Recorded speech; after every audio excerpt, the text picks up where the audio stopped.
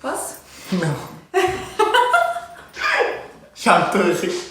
Oi pessoal, bem-vindos a mais um vídeo do canal. Dessa vez eu tô aqui com meu querido afilhadinho Eduardo Batista, estudante de terceiro ano da FDL, da Faculdade de Direito da Universidade de Lisboa, porque dessa vez a gente veio falar um bocadinho, aliás o Edu veio me explicar para que serve Presidente da República, governos, Assembleias da República e para que são as eleições que estão chegando agora no dia 30.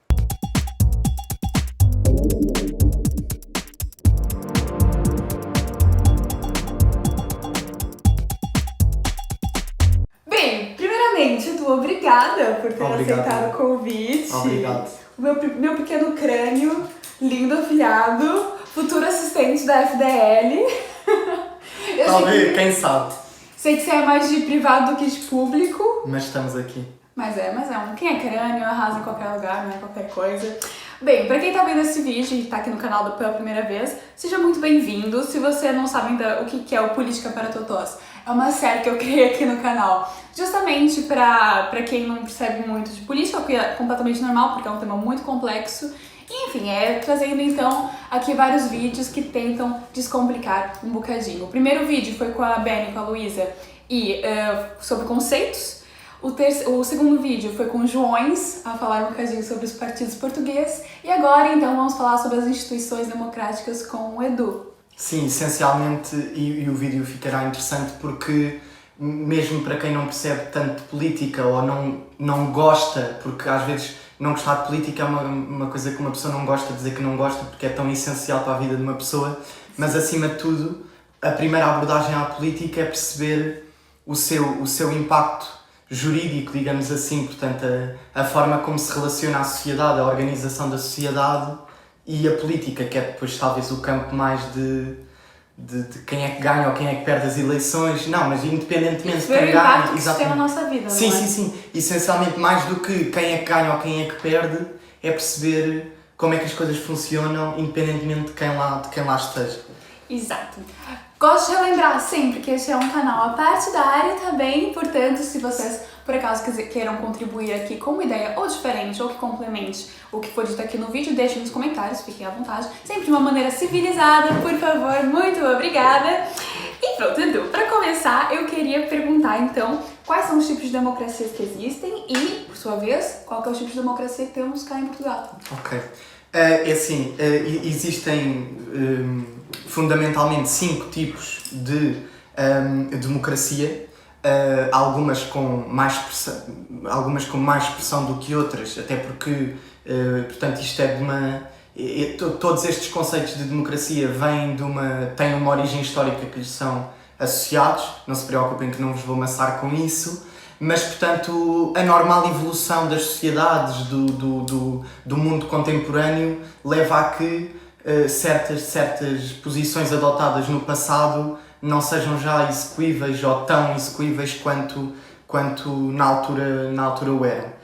E começamos, portanto, com o primeiro tipo de democracia, que é a democracia direta, em que os cidadãos tomavam as decisões de condução política do país, do Estado, e, portanto, como podem calcular, isto é difícil cada um de nós portugueses tomar as decisões políticas do país. Ainda mais com a sociedade crescendo, não é uma coisa propriamente execuível. E daí que isto remonta à Grécia Antiga, em que, como sabemos, só os homens é que participavam na vida política de Atenas. Que não fossem escravos. Exatamente. Portanto, ou seja, a concepção da altura eram poucas as pessoas que participavam na vida política, mas as que participavam eram elas que, enquanto cidadãos, tomavam as decisões. Não precisavam ter um cargo, não precisavam de ser eleitos, reuniam-se em reuniões de Assembleia e, portanto, que eles próprios convocavam. Sim, exatamente. Portanto, pouca população e permite uma situação destas. Depois temos a democracia convencional, em que, digamos que é um pouco parecido com o nosso tipo de democracia, a democracia representativa, mas na democracia convencional há quase como uma convenção de quem tem o poder e esse poder é ilimitado. Portanto, a democracia convencional é marcada por esta situação de um poder ilimitado. Ora, isto não é compatível com o modelo da democracia representativa pelas razões que já vamos ver e porque o poder tem que ser limitado e é essa a função das Constituições e do direito constitucional em si. Para não ter um abuso, não é? Exatamente, para não permitir certas portanto, situações de abuso, de desrespeito pelos cidadãos, mas é o tipo de democracia, convencional. Depois temos a democracia plebiscitária, esta palavra assim é difícil de pronunciar. Quando eu estava assim, preparando para dizer assim, você já ouviu falar da democracia e depois escreveu? Não, é plebiscitária, em que no fundo temos um ditador que é eleito nos mesmos moldes em que nós elegemos a nossa Assembleia da República, portanto por sufrágio universal de todos os cidadãos, toda a gente vota para eleger o ditador, mas por ser um regime com ditador, com czar, associado à Europa de Leste, temos uma situação em que diferencia-se da democracia representativa, também porque, e como já vamos ver, não há necessariamente um desrespeito, mas não há uma preocupação, não há uma garantia constitucional dos direitos fundamentais das pessoas. Ou seja, quem depois pega o poder pode usá-lo como sim, bem entender. não tem bloqueios legais que os impeçam de dirigir as coisas de uma determinada maneira. E aqui não tem uma limitação dos direitos fundamentais, como sabemos, e sobretudo daqueles que a Constituição denomina de direitos, liberdades e garantias, que são, para que todos possam compreender, são aqueles direitos indissociáveis do ser humano, o direito à vida, o direito à integridade física. Ficam acima de todos. Exatamente, mas também direitos sociais, como o direito a trabalhar, o direito a uma vida privada. Sim. Portanto, direitos que não têm necessariamente a ver com a biologia do ser humano, mas que são direitos também eles de extrema importância e indissociáveis do ser humano e da sua dignidade, e daí que pronto, seja uma componente fundamental de uma democracia, pelo menos como nós a vemos. Depois, antes de falar da democracia de Portugal, o quarto tipo de democracia é a democracia orgânica e, portanto, aqui o que diferencia, temos ainda um poder parlamentar, digamos assim, mas que a figura do Parlamento é substituído por uma Assembleia que os seus membros não são eleitos diretamente pelos cidadãos, são eleitos por, digamos, associações de cidadãos com interesses económicos, profissionais, sociais, culturais, morais até. Portanto, vamos supor que tentar fazer uma contraposição disto para o nosso país era, por exemplo, os diferentes sindicatos, as diferentes associações, na ótica de que são um nicho da população e representam parte da população, eles próprios não votam, mas designam portanto, os membros que compõem essa Assembleia. Portanto, aqui o poder parlamentar não existe, ou não é que não exista, mas não é exercido nos termos que nós conhecemos na democracia representativa e, sobretudo, no que concerne à eleição dos seus representantes. E, portanto, o momento mais aguardado, a democracia representativa, de que já tanto falei.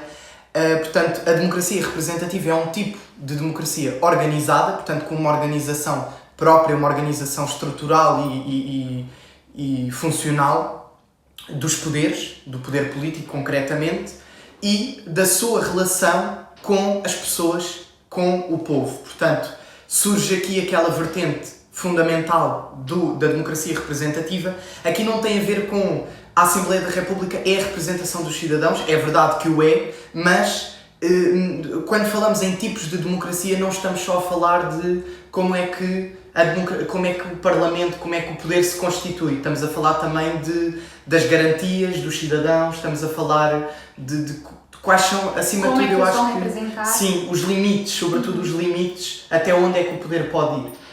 E aqui a democracia representativa surge desde logo limitada pelos direitos das pessoas.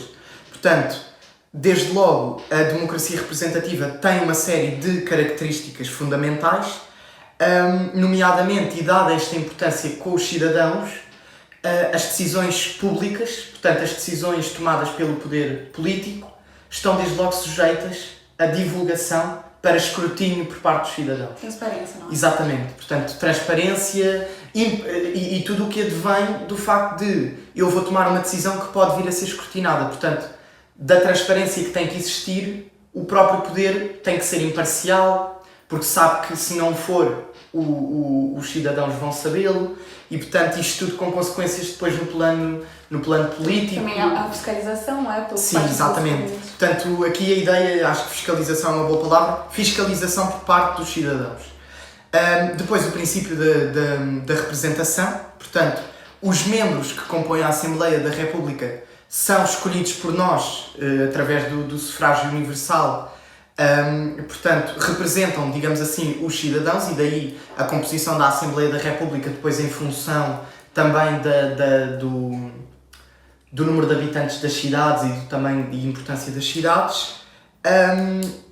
Depois, um poder judicial independente e imparcial, aqui naquela ótica de que se há direitos das pessoas, como limite logo a priori da democracia representativa, tem que haver um poder judicial, portanto a aplicação da lei, a aplicação do direito nos tribunais tem que ser imparcial, portanto não pode haver uma promiscuidade, se me permitem a palavra. Imparcial e independente. Sim, porque não pode haver uma promiscuidade do poder político na aplicação do direito. O poder político cria as leis nos termos permitidos pela Constituição, mas depois a aplicação cabe ao Poder Judicial e tem que haver essa separação face ao Poder Judicial, que é um poder tão importante, são todos, mas o Poder Judicial talvez que garante a sua garante, aplicação, sem que as pessoas possam vir então a contrariá-lo. Exato, o Poder Judicial é quase que o garante próprio da própria democracia representativa, porque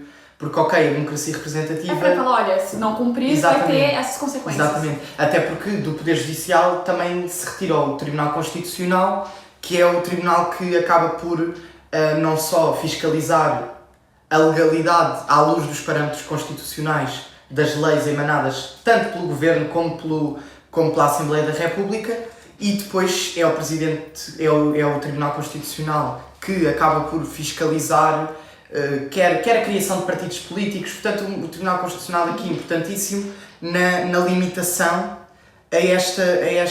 àquilo que são os direitos das pessoas, que é a própria concepção de democracia representativa.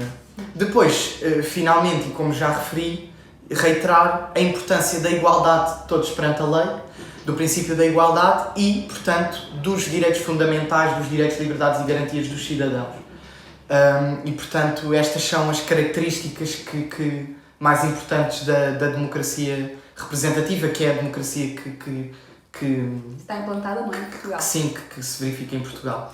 E agora eu ia perguntar um bocadinho dos três poderes, não é? E qual é exatamente a função de cada um. Exatamente. E em que Como é se que eles dobram. funcionam? Já Certo. falaste aqui um bocadinho do Sim. Poder Judicial, não é? Sim, sim. Então, portanto, os tribunais. E os tribunais em si, quais tipos de tribunais Sim. é que há? Então, nós temos desde logo 3 tipos de poderes constitucionais, portanto, expressamente consagrados na Constituição, e daí que também a democracia representativa seja uma organização, digamos assim, porque isto é tudo, está tudo, cada coisa na sua caixinha, cada um com os seus poderes, mas ao mesmo tempo eles relacionam-se, portanto, aqui surge também a tal organização do poder. Não é, nós vamos eleger uma pessoa que governa e governa como quer, não, há uma organização, e essa organização vem até nós através das Constituições.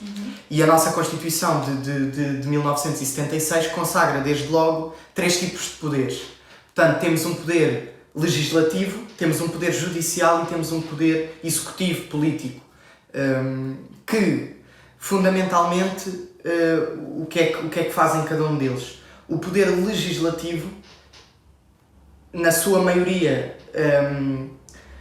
diretamente relacionado com a Assembleia da República enquanto o órgão de Estado mais legítimo para legislar, ainda que o Governo, na sua qualidade de executivo, de poder executivo, tenha também prerrogativas de legislação. Aliás, elas são até concorrenciais com as da Assembleia da República, portanto o Governo e a Assembleia da República podem os dois legislar nos limites impostos pela Constituição, porque há uma série de matérias que são atribuídas pela sua importância ou só à Assembleia da República, ou há a possibilidade desta permitir que o Governo, nos moldes em que a Assembleia da República configura, legisle nessas matérias.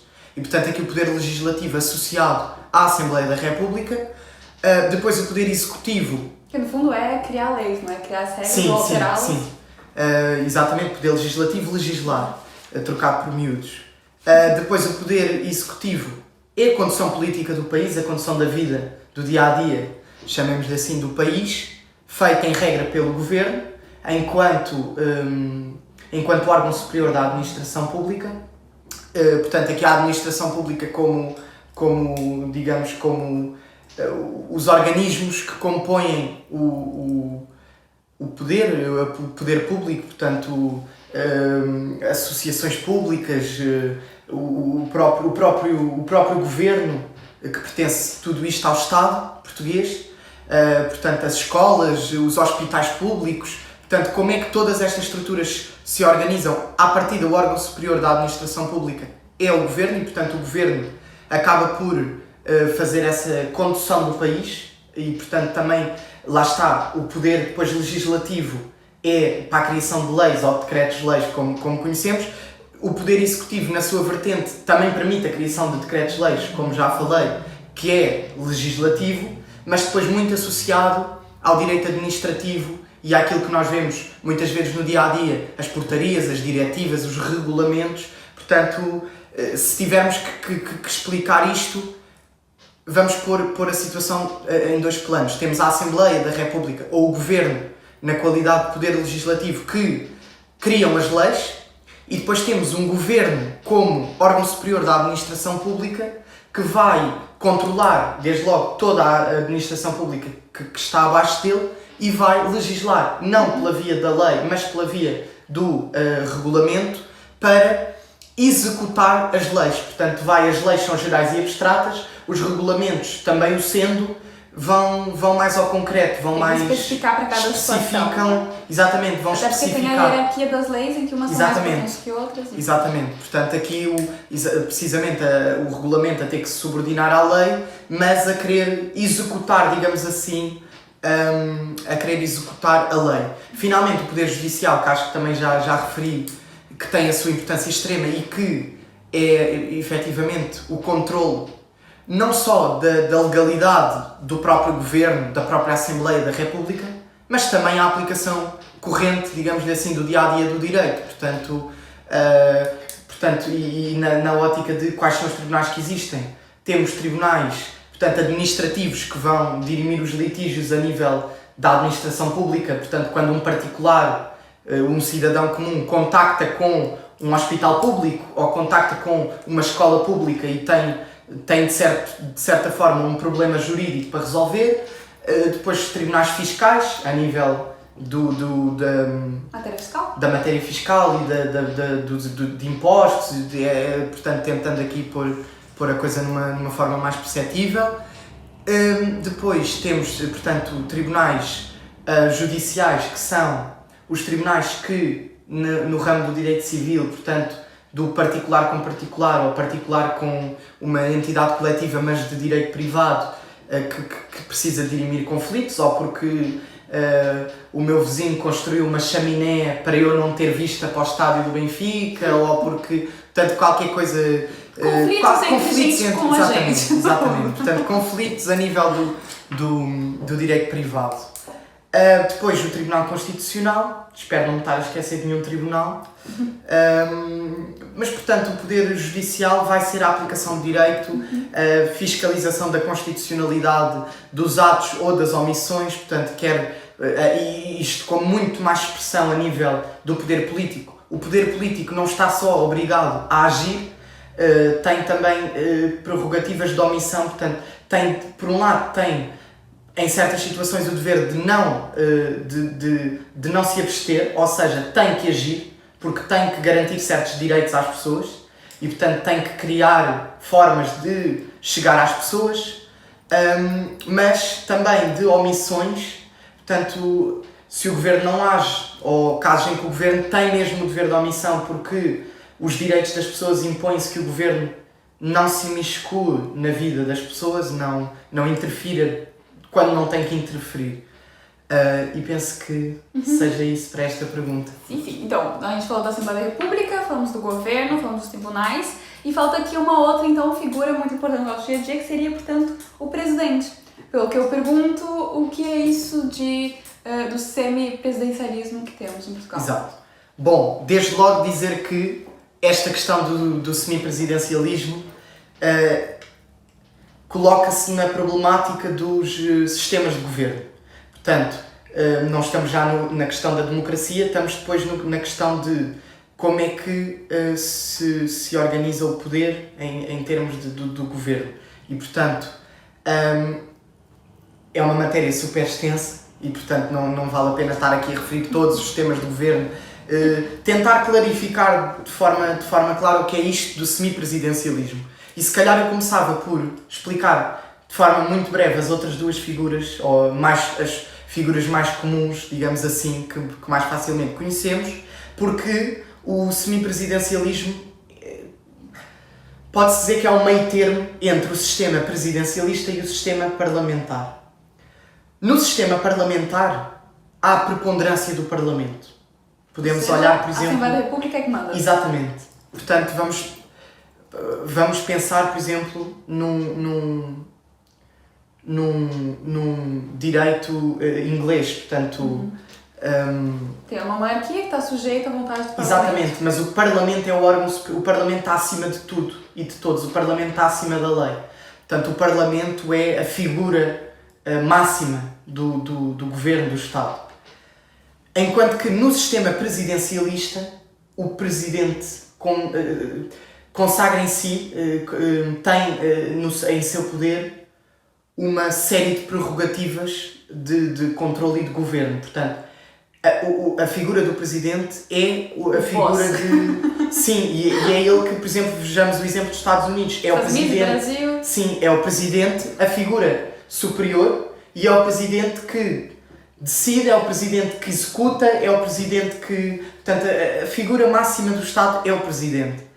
Nós aqui, em Portugal, temos um semi-presidencialismo, portanto, já estamos a ver que está ali, não é um presidencialismo, mas tem algumas características... Não é quente nem é frio. Exatamente, do semi-presidencialismo, mas, apesar do nome não o indicar, também está ali com algumas características do parlamentarismo. Porquê? Porque temos a figura do Presidente da República, que tem a seu poder certas prerrogativas que faz com que nós digamos, não, isto não é um parlamentarismo, porque o Presidente da República tem certas prerrogativas que o fazem ter uma posição também preponderante no sistema de governo. Mas o Presidente da República tem certas prerrogativas, como aliás sabemos, por exemplo, a demissão do próprio governo. Claro, está sujeita a determinadas... a verificação da Assembleia da República. Sim, e está sujeita a determinados pressupostos, consagrados na Constituição, mas que tem certas prerrogativas que o fazem ter um papel preponderante a par do Parlamento. Está muito interligado porque é que vamos ter as eleições agora. Não é? Exatamente, era o que eu ia referir, que o semipresidencialismo é também marcado não só por estas prerrogativas do Presidente da República, mas também por um poder executivo, portanto, o poder que faz as coisas andarem para a frente, que conduz a vida política ao dia-a-dia do país, está altamente condicionado e, portanto, costuma-se dizer responsável perante a Assembleia da República, na medida em que a Assembleia da República, o Governo não governa sem a Assembleia da República. Portanto, e veja-se agora o exemplo de a Assembleia da República ter que aprovar o programa e o orçamento do Governo. Se a Assembleia da República não aprova o orçamento de Estado, o Governo cai, dissolve-se, o Presidente da República dissolve a Assembleia e convocam-se eleições. Foi o que aconteceu agora e é por isso que vamos ter as eleições a meio do que seria sim. suposto, não é? E portanto, aqui voltando à pergunta anterior dos poderes, aqui uma interdependência de poderes também, porque eles não são só separados, eles interligam-se entre si e dependem... devem contas. Exatamente, e dependem uns dos outros nesta que é a condução do país e do sistema de governo. E portanto, penso que a nível de semipresidencialismo seja isto. A ideia-regra é que está ali no meio termo entre o presidencialismo e o parlamentarismo, com a questão de que temos um presidente que, não tendo tantos poderes como um presidente dos Estados Unidos ou do Brasil, tem prerrogativas que o fazem ter um papel ainda preponderante em matéria de sistema de governo, não esquecendo que o Executivo tem responsabilidade política perante a Assembleia da República. Então, agora, virando um bocadinho para a Assembleia da República, o que é exatamente? Ou seja, o que são os deputados que formam a Assembleia da República, qual é a função, por que eles estão lá sentados? Exatamente. Muito a par da pergunta daquilo que é a democracia representativa, na ótica de que o poder político é exercido, é um bocado conjugar a democracia direta, em que os cidadãos tomam as decisões, só que isto, por aquilo que já falámos, não era execuível, não vamos estar os portugueses todos numa chamada Zoom a levantar a mão para... 10.000, olá! Exatamente, para... Haja Zoom, hein? Sim, não faz sentido e, portanto, a democracia representativa acaba por, e é isso que fazem os deputados são eleitos diretamente pelo povo, pelos cidadãos, numa ótica de que nós é que escolhemos quem é que queremos na Assembleia a representar-nos e, portanto, partimos do pressuposto em que o nosso partido político, os nossos deputados, vão ao encontro daquilo que é as nossas concepções políticas e de condução do país mais acertadas e, portanto, nós votamos consoante os deputados que queremos na Assembleia da República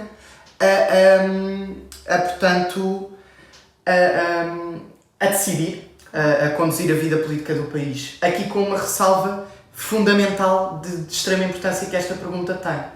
Os deputados estão na Assembleia da República em nossa representação e as eleições de dia 30, e é um dos problemas peço desculpa estar a ir já um bocado mais à frente das perguntas, mas é um dos grandes problemas é que muita gente olha e talvez por desinformação, talvez pela prática das coisas, porque depois isto na teoria é uma coisa, na prática parece outra, e portanto, talvez por desinformação, talvez por uma prática diferente daquilo que é a teoria, nós, nas eleições de dia 30, nós não estamos a eleger um primeiro-ministro, a eleger um primeiro-ministro. Nós estamos a eleger uma Assembleia da República, nós estamos a eleger os deputados que vão criar as leis, não é? E as que passarem são as que vão então entrar em vigor. E, efetivamente, e voltando às prerrogativas do Presidente da República, o Presidente da República constitui governo. Ora, normalmente, quem tem maioria, o Presidente da República, convida para formar governo. Não havendo maioria absoluta, gera-se aqui uma situação, digamos, não de ingovernabilidade, mas de uma governabilidade mais difícil, porque o governo quer fazer uma coisa, o governo precisa de uma lei para a fazer. Tem que entrar no consenso, não é? Exatamente. Senão eles não conseguem os votos que precisam para passar. E o governo, por exemplo, agora entrando aqui nos debates, fala-se muito da reestruturação, da reformulação do Serviço Nacional de Saúde. Ora, o Serviço Nacional de Saúde é, portanto, a lei que estabelece o Serviço Nacional de Saúde, que fundou o Serviço Nacional de Saúde, é uma lei da Assembleia da República. E, portanto, o Governo, e nós vemos os líderes dos partidos a falar nestas questões como se eu for Primeiro-Ministro, portanto... Eu vou mudar porque é só o meu poder. Exatamente, isto vem dos próprios debates e das próprias pessoas que se candidatam à Assembleia da República que sabem que se estão a candidatar a primeiros-ministros. E, portanto, aqui é a própria... Por isso é que as pessoas também acham que estão a eleger os primeiros-ministros. Porque eles dizem que... O primeiro-ministro não é os primeiros-ministros, mas, portanto, eu, como primeiro-ministro, quero reformular o Serviço Nacional de Saúde. Mas uma pessoa pode ser primeiro-ministro e por não ter o partido político não ter maioria absoluta, ele querer portanto uma maioria, ele querer aprovar uma nova lei de bases da saúde, ou a lei que implementa o Sistema Nacional de Saúde, que agora corretamente não sei qual é, e portanto tem que ir à Assembleia da República, tem que fazer uma proposta de lei à Assembleia da República, e depois, se tiver uma maioria parlamentar, facilmente consegue aprovar aquilo que quer. E por isso também se diz que o Parlamento, portanto, voltando às aulas do professor Paulo Otero, o Parlamento tem este sentimento agridoce, que é, representa-nos enquanto cidadãos, mas a verdade é que o Parlamento pode ou estar portanto, enfraquecido por não haver maioria absoluta, porque pouca coisa se consegue fazer, mas por outro lado, com uma maioria absoluta, o Parlamento pode estar altamente instrumentalizado pelo líder. E é no fundo por isso que tem as coligações, não é? Ou seja, vários partidos que se juntam, que é para sempre as leis que eles fazem passar mais. As coligações são uma forma de garantir a tal governabilidade do país, na medida em que e nós saímos de coligações há pouco tempo e podemos perceber isso mesmo, não havendo uma maioria absoluta, quem teve a maioria simples tem que se fazer valer de outros partidos para conseguir reunir uma maioria parlamentar. Geringonça. Exatamente. E com um sentido... Agora aqui entrando já numa análise mais política das coligações e... Se vocês não estão entendendo, vejam o último vídeo. Sim. A parte 2 do Política para Todos. Porque, efetivamente, aqui já não há o sentido da agridoce que há... Por exemplo, vamos supor que o PS tem a maioria absoluta. O PS faz o que o PS quer e o que o PS entende. Mas vamos supor que o PS só tem uma maioria parlamentar porque recorreu a outros partidos como ocorreu com a Geringonça. Se for uma coisa gritante, o PS não vai conseguir ir à Assembleia da República, a maioria parlamentar vai valer de pouco. Portanto, aqui, se calhar as geringonças, ainda que tenham as suas desvantagens, consigam aqui também colmatar este problema, se é que lhe podemos chamar de problema. E pronto, e penso que mais ou menos a função dos deputados é precisamente conduzir o país sempre na responsabilidade de que estão a representar os nossos interesses e a representar as pessoas que os elegeram. Pronto, e falamos então da Assembleia da República, né, dos deputados, e no governo em si, portanto, temos os ministros, né, que são os responsáveis por cada área, e falando de uma ótica assim, um pouco mais próxima dos cidadãos, nós temos as câmaras municipais. Exatamente. Para que existem. Pronto, as câmaras municipais também é uma pergunta muito interessante, porque não estando aqui pronto, não estando relacionadas com as eleições do dia 30, importa saber qual é o impacto que tem, portanto, o governo, portanto, quem nós vamos eleger para... Quem vai ter a maioria parlamentar, porque verdadeiramente nós estamos a eleger o Parlamento e não o Governo. O Governo é só uma consequência. Aliás, temos imensos exemplos na história do país em que o Governo não tinha sequer a maioria simples da Assembleia. Portanto, aliás, um exemplo caricatíssimo é um caso prático.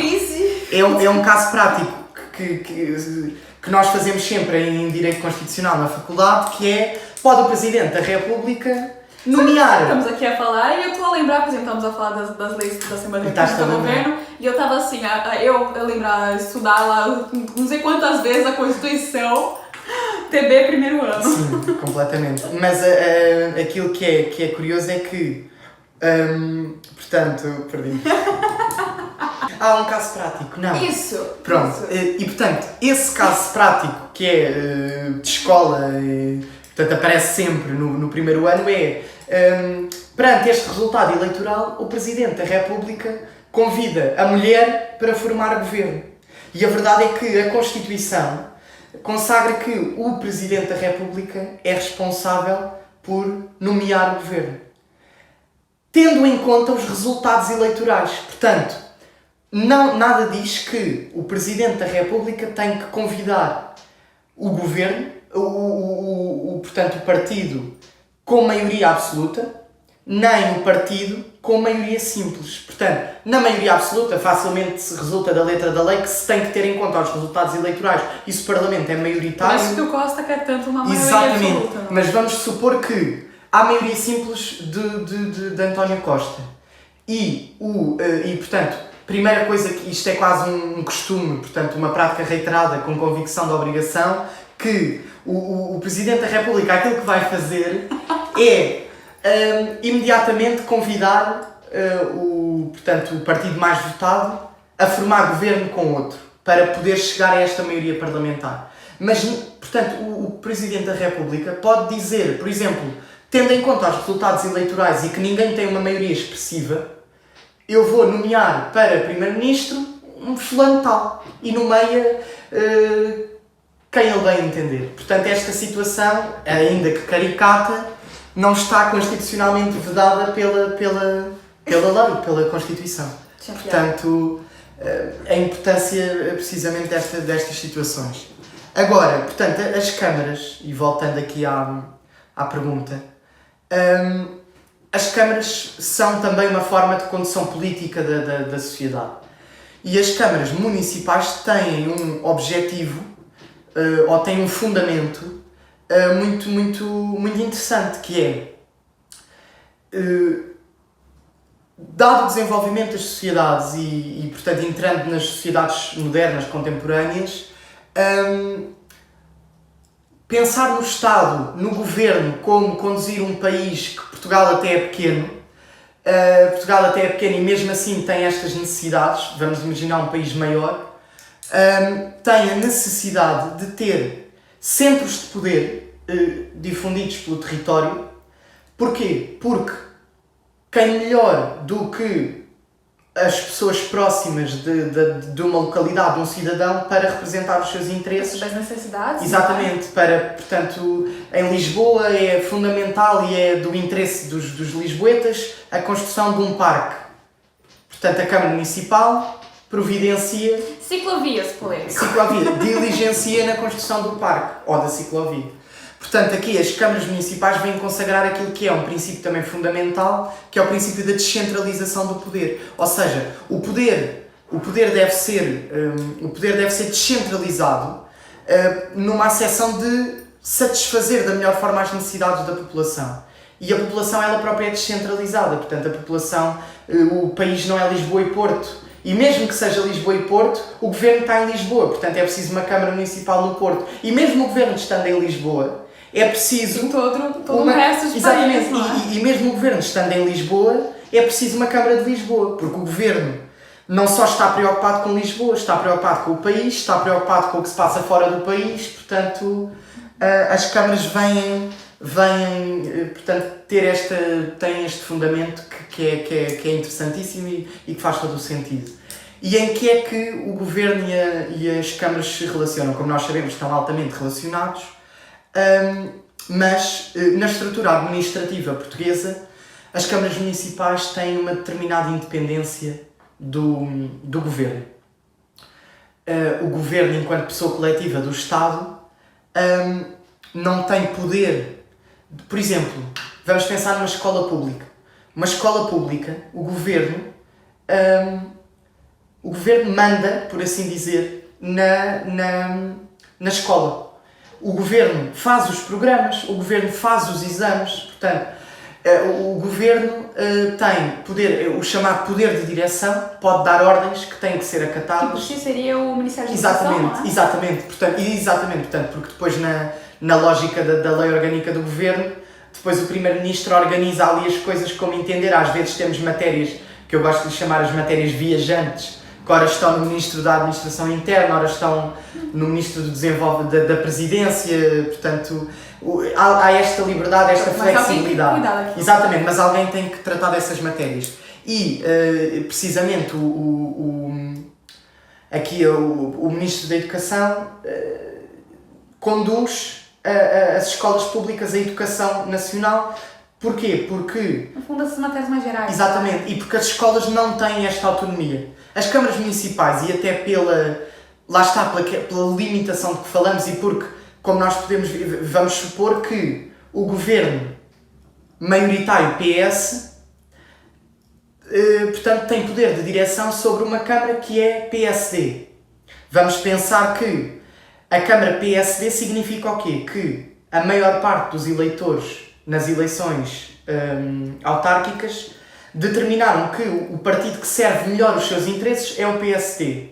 Mas depois esses interesses, que a nível nacional já foi o PS a obter essa maioria por qualquer motivo, o PS já pode conduzir a Câmara Municipal. Ora, aqui havia o fundamento que é a Câmara prosseguir os interesses dos cidadãos que são mais próximos, estaria vedado pelo um controle político demasiado. E, portanto, aqui o que se faz é, não há este poder de direção, há uma certa independência, e aquilo que há no seio das autarquias locais é, e portanto aqui quem fala em Câmara Municipal, fala em Câmara Municipal, juntas de freguesia, portanto a autarquia local, portanto na sua globalidade, globalmente considerável. E o Governo tem uma prerrogativa que é de tutela, tem poder de tutela sobre as autarquias locais. O que é tutela? Trocar isto por... A tutela depois pode ser há uma série de tutela, há a tutela, há a tutela inspectiva, há a tutela sancionatória, portanto há uma série de tutelas, mas isto trocado por linguagem corrente é controle. O Governo controla a legalidade, o Governo pode, em casos flagrantes, aplicar sanções, o Governo pode, através de inspeções, sindicâncias, inspecionar se a Câmara está a agir como deveria ou a não agir como deveria, e portanto, nesta lógica de as autarquias locais servem interesses locais, o Governo controla se as autarquias locais estão a agir de acordo com a lei, nos termos estabelecidos na lei, e de acordo com aquilo que são as suas finalidades, e a servir os interesses dos seus eleitores. E essencialmente é esta a relação do Governo com autarquias locais e portanto câmaras municipais e juntas e etc. Pronto, e agora então, para fazer aqui um juntadinho, uma recapitulação, para que são essas eleições do dia 30? Portanto... Ou seja, a gente viu que tem um monte de instituições, um monte de coisa, para cada uma tem umas eleições, mas para agora, no dia 30, já vimos que não é para primeiro-ministro, não é? Exatamente, isso é eu diria que é o essencial de perceber, para qualquer eleição é essencial perceber isso, que aquilo que se está a escolher é uma maioria parlamentar, é um parlamento. Aquilo que se está a escolher é verdadeiramente deputados que nos vão representar. São os partidos que vão estar lá sentados. Exatamente. Claro que, na lógica política do pensamento de política e de campanha e em quem é que eu vou votar, interessa saber... Tem que ter conta também. Exatamente. Qual partido seria mais possível de fazer uma coligação com o outro, mas eu não gosto desse partido, então não sei se... Exatamente, porque nós sabemos que nós estamos a eleger um partido, e agora aqui um cenário completamente hipotético. Nós estamos a eleger deputados. Vamos supor que os meus interesses fariam-me votar no PSD. Obviamente que imagine-se que, como se falou em tempos, que o PSD teria propensão a fazer um acordo com o Chega. Eu não vou nada com os ideais do Chega. Então, se calhar, como sei que é uma consequência direta ou indireta, depende daquilo que já foi falado, da eleição dos deputados, a constituição do Governo, se calhar não voto no PSD. É a mesma coisa com a parte da esquerda, não é? O PS com Sim. O PCP, Bloco de Esquerda, Livre. Exatamente. E, essencialmente, estas eleições são muito interessantes e curiosas porque, essencialmente, eu diria por dois motivos curiosos. O primeiro é porque não são umas eleições normais. São umas eleições extraordinárias, convocadas excepcionalmente pelo Presidente da República, aliás, pela Assembleia. As eleições tinham sido em 2020, não é? Foi antes. Acho que sim. Pronto, porque agora foi no meio, foi 2 anos e até mais 2 anos. Sim, portanto, estas foram umas eleições convocadas porque caiu um governo PS, um governo PS em coligação parlamentar para ter porque a Assembleia, ou geringonça, seja, porque a Assembleia não estava a chegar num consenso, né? Ou seja, não estava... Porque não teve maioria absoluta Exato. nas eleições passadas e daí que todo o discurso de António Costa muito à volta da tal maioria e fazem sempre a pergunta paradigmática, Dr. António Costa, como é que vai governar com ou sem maioria? Porque realmente isto é fundamental, precisamente porque a maioria parlamentar é absolutamente fundamental para a condução do governo. E nunca está garantido, não é? Tanto Exatamente, absoluta. E esse é o segundo ponto curioso, ainda para mais, numa altura em que o PS perdeu a Câmara de Lisboa. Portanto, como sabemos, a Câmara de Lisboa era do PS, penso que há bastantes anos. Fernando Medina, sim. Exatamente. E que E agora, não se sabe bem porquê, mas especula-se, já ouvi de tudo um pouco, ou porque os eleitores porque os apoiantes de Fernando Medina, convencidos que ele ia ser eleito, não foram votar e portanto ele acabou por não ser eleito, perdendo para Carlos Moedas. De fato aqui, né? Perdeu. Isto é tudo uma conjecturas e especulações, porque nunca sabemos o interesse objetivo da pessoa que vai votar. Agora, aquilo que podemos saber... O importante é ir votar. Exatamente, e aquilo que sabemos é precisamente isto. Há a possibilidade de as pessoas terem conformado com a Câmara de Lisboa pertencer a Fernando Medina e, portanto, à partida iria ganhar e, portanto, não abstiveram-se de ir votar e acabaram a perder a Câmara para o PSD. Portanto, aqui uma situação... depois, o próprio... Muitas vezes as eleições autárquicas são quase como uma sondagem para aquilo que vai acontecer ao nível nacional, portanto, para as eleições legislativas. E por isso todo este vídeo super interessante e obrigado também pelo convite, na medida em que vai explicar estas relações todas. Portanto, nós não estamos só a escolher a figura do Primeiro-Ministro e saber se... Acaba por influenciar todo o resto. E saber se ele é a favor ou contra o aborto, se ele... Portanto, não é só isto que está em jogo. Está em jogo 3 poderes constitucionais, está em jogo poderes que são interdependentes e, portanto, a eleição do governo, a eleição do poder executivo mexe com o poder legislativo, mexe com o poder judicial. Portanto, há aqui isto é complexo, mas o cerne da questão fundamental é nunca deixar de votar. Seja em branco, porque também tem um grande significado político, seja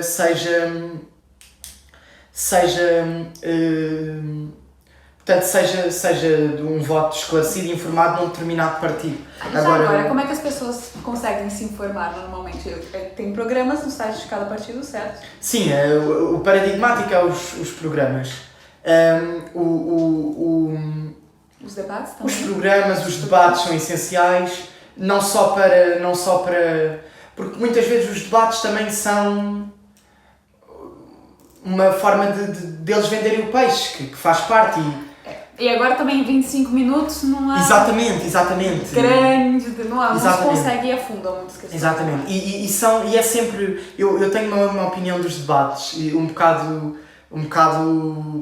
diferente, que é, em vez de falarmos sempre nestas questões dos mediadores estarem a fazer portanto, esta série de perguntas é importante, mas eu acho que também era importante uma parte de debate em que se atira um tema para o ar e o moderador está calado. O moderador só está lá para garantir que há respeito mútuo, mas está a haver ali uma discussão saudável de um tema que não tem que ser propriamente sobre o aumento a situação financeira do país ou a reestruturação do Serviço Nacional de Saúde ou a privatização ou a nacionalização da TAP. Exatamente. Portanto, é uma questão que, às vezes, para nós que não percebemos bem, e repare-se que nós vivemos numa sociedade em que há tanta informação que nós, por um lado, temos um debate em que, por exemplo, Rui Rio nos mostra que um voo de Espanha,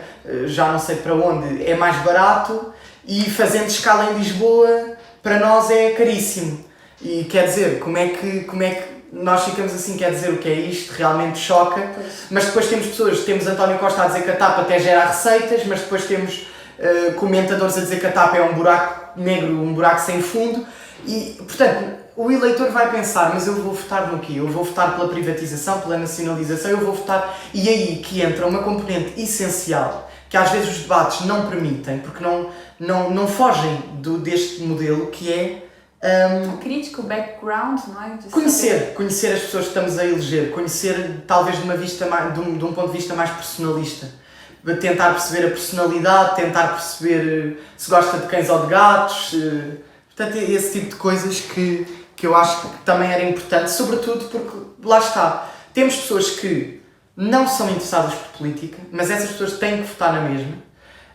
Influencia tudo, não é? Exatamente. O que vale a pena ficar a reclamar em casa, Exatamente. mas quando vais votar, que é a única coisa que podes fazer Exato. com algum impacto, não vais. Exatamente. Só a reclamar. Não tem impacto É nenhum. fundamental. Pronto. E até porque, portanto, os debates serem, de certo modo, acho que mais dinâmicos, porque depois lá está, porque são temas demasiado técnicos que as pessoas, e depois depende da abordagem de cada candidato, se vai falar com uma linguagem super técnica, se vai falar... E para não dizer que depois também tem até páginas que veem se aquilo que eles falaram é verdade ou Exatamente. não, ou foi incerto.